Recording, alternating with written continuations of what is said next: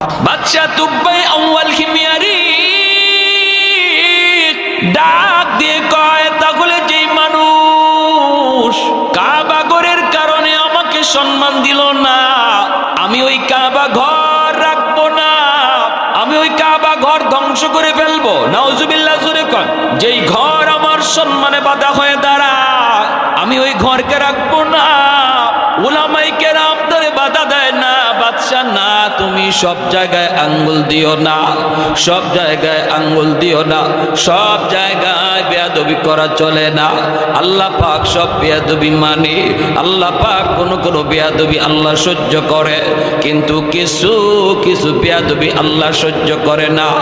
তুমি আল্লাহর ঘরে হাত দিয়ে দিবা, আর আল্লাহ বুঝি চায় চায় দেখবি না রে বাদশাহ, এমনটা তুমি কইরো না। যদি তুমি করো তাহলে আমরা কিছু